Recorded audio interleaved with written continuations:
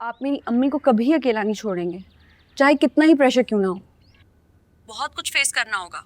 बड़े अब्बू दादू इंसल्ट करेंगे, शायद धक्के देके घर से बाहर निकाल दें, लेकिन आपको स्टैंड लेना होगा। मैं तो पहले भी सब कुछ फेस करने के लिए तैयार था। अपनी माँ से पूछो, अब मेरा साथ देगी वो? ऐसा करें, आप इनसे खुद ही पूछ लें। लें। आसिम अंकल है, को भूत नहीं है। और मेरा फोन तो ऐसे फेंक रही हैं आप जैसे मुझे फोन नया दिलवा के देंगे आप। आसिम अंकल, वैसे पूरी दुनिया में आपको इतनी बुज़दिल और इतनी डरपोक लड़की मिली थी। मैंने सुना था मोहब्बत इंसान को बहादुर बना देती है, लेकिन गलत सुना था। बिस्मा, तुम्हारी बेटी इतनी अक्लमंद, इतनी बहादुर है, कम से कम इससे कुछ सीख ही लेती तुम। ये तो कम उम्र है, नादान है, लेकिन आप ये बताइए कि क्या उम्र के साथ आपकी भी अकल ख़त्म हो गई है? आप जानते तो हैं हमारे घर में अपनी मर्जी के फैसले करने का क्या अंजाम होता है। मैं नशवा को वहां रहने नहीं दूंगा। बिस्मा, वो तुम्हारी बेटी है, वो तुम्हारे साथ रहेगी, तुम्हारे घर में, यानी हमारे साथ इधर। इतना आसान नहीं है आसिम। माँ जी ने इसका रिश्ता तय कर दिया है और वो अपने फैसलों से पीछे नहीं हटती, चाहे क़यामत क्यों ना आ जाए। देखो, ये जो हमारी आजकल की नई जनरेशन है ना, इनको ये मैन मेड क़यामतों को हैंडल करना हमसे बहुत बेहतर आता है। कोई किताबी बात है। तुम मेरी जिंदगी में नहीं थी ना, तो किताबों से दिल लगा लिया। अब कुछ ना कुछ असर तो होना था ना। तो फिर आप इन्हीं किताबों से दिल लगाइए, क्योंकि मेरी बातों का तो अब असर किसी पर हो नहीं रहा है। मतलब ये कि आप इसको समझाएं, आप उल्टा इसको शय दे रहे हैं, और सारे ज़माने में जो मेरा तमाशा बनेगा वो फिर से वही इमोशनल ब्लैकमेलिंग शुरू हो गई है। मुझे ये समझ में नहीं आता। आसिम अंकल, आप मुझे एक बात बताएं कि जब इंसान के ऊपर कोई मुश्किल वक्त आता है तो तब तो ये ज़माना काम नहीं आता, बातें बनाने के पास इसकी बड़ी फुर्सत आ जाती है। थैंक यू बेटा, थैंक यू वेरी मच। नुशा बेटे, जानती हो, कभी कभी मुझे तुम पे बहुत गुस्सा आता था। मैं हमेशा कहता था ये क्यों हमारे दरमियान आती है, लेकिन आहिस्ता आहिस्ता मुझे एहसास हुआ जो दरमियान आते हैं एक मजबूत कड़ी होते हैं। Thank you once again. अभी तो मुझे इस बात की टेंशन हो रही है कि जो गुस्सा अम्मी को मुझ पर आया हुआ है उससे मुझे कौन बचाएगा।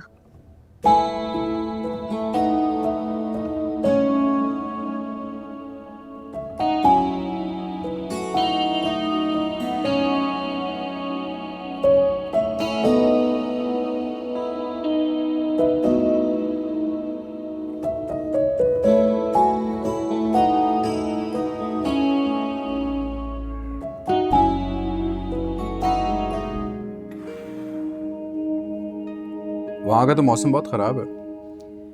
ख़राब मौसम के बाद जब धूप निकलती है ना, तो पहले से ज़्यादा चमकीली और खिली खिली होती है।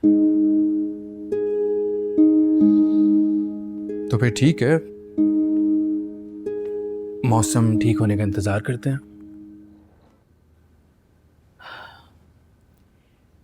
पता है, मैं सोच रही थी कि बरकत भाभी से कहूँ कि मुझे बिस्मा और नशवा दोनों दे दें, एक मेरे आसिम के लिए और एक मेरे बुरहान के लिए। फिर ये कि तुमसे पूछ कर नहीं गई थी ना, तो मैंने सोचा ऐसा ना हो मैं रिश्ते की बात करूं और तुम इनकार कर दो, तो मैं नशवा के सामने भी शर्मिंदा हो जाऊंगी। और वैसे भी तुम तो फरियाल में इंटरेस्टेड थे ना, आसिम ने बताया मुझे, इसलिए मैं चुप हो गई। बीजान, वहां बैठकर आपके जहन में ये सब कुछ चल रहा था, इसका मतलब है इतनी टेंस सिचुएशन नहीं थी। टेंस? ऐसी वैसी टेंस? लेकिन वही नशवा वाली बात, ख्वाब तो ख्वाब होते हैं, सोते में भी देखे जाते हैं, जागते में भी देखे जाते हैं। बाबा ने जवाब मांगे मुझसे, और तुम कंफ्यूज्ड हो। कंफ्यूज तो फिर नहीं हूँ। फरियाल अच्छी लड़की है, इनफैक्ट बहुत अच्छी है, कंपैटिबल भी है, लेकिन मुझे लगता है कि अभी मैं शादी नहीं करना चाह रहा। It's too early. सिर्फ यही बात है? और क्या बात होगी, मैं शादी नहीं करना चाह रहा ना अभी। मुझे नहीं लगता कि सही टाइम है। तो फिर ऐसा करो, तुम आसिम को सारी बात बता दो। बेटा, कुदसिया बेटी की माँ है, उसे जवाब का इंतज़ार है, उसे बिला जवाज इंतज़ार नहीं कराना चाहिए। लेकिन अगर फिर भी तुम्हें लगता है कि फरियाल तुम्हारी शरीक सफ़र बन सकती है, तो तुम उससे बात करो, उससे वक्त मांगो। अगर वो तुम्हें पसंद करती है तो तुम्हारा इंतज़ार कर लेगी, और अगर सिर्फ शादी करना चाहती है तो फिर किसी से भी कर लेगी। कितना आसान कर दिया ना आपने। मैं अभी नशवा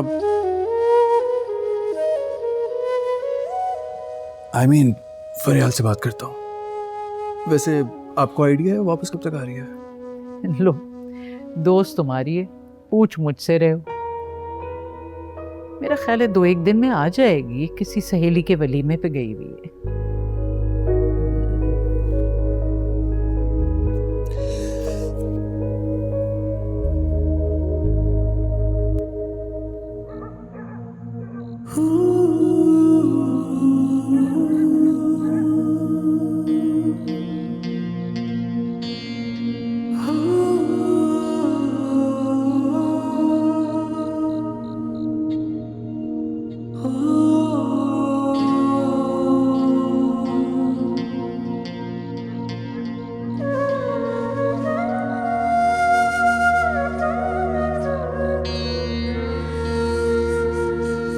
आप यहाँ अकेले ऐसे क्यों बैठी हैं? तुम यहाँ कैसे? घबराए नहीं, मुझे किसी ने देखा नहीं है। वैसे अब तो घर के सारे रास्ते मुझे मालूम हो ही गए हैं।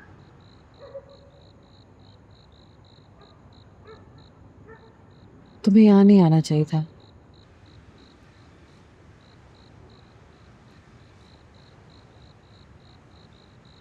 एक बात तो बताएं, आप हर वक्त इतना डरी डरी क्यों रहते हैं?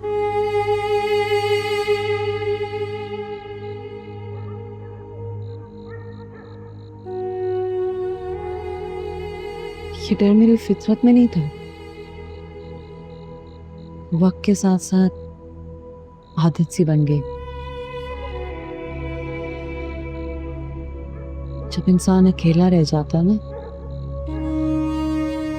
तो अपने साए से भी डरने लगता है।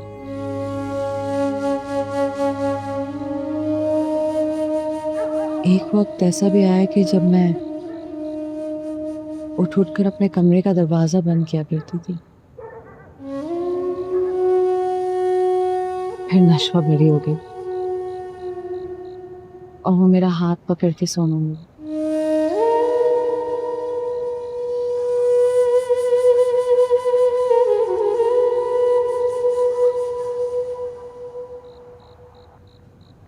Thank you.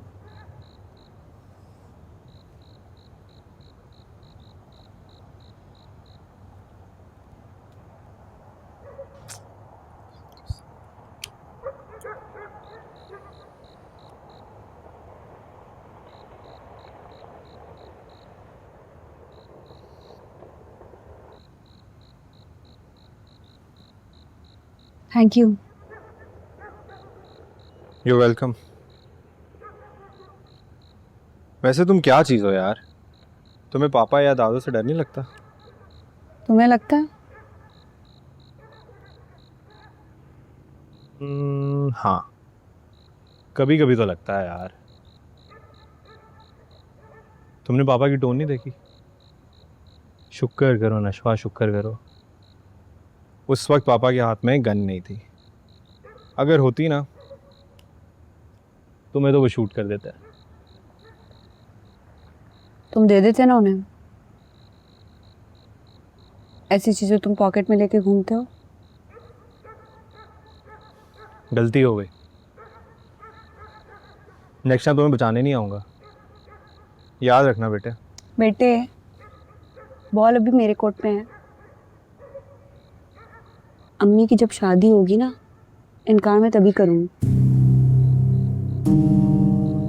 तब तक तो मुझे बर्दाश्त करना होगा बेटे।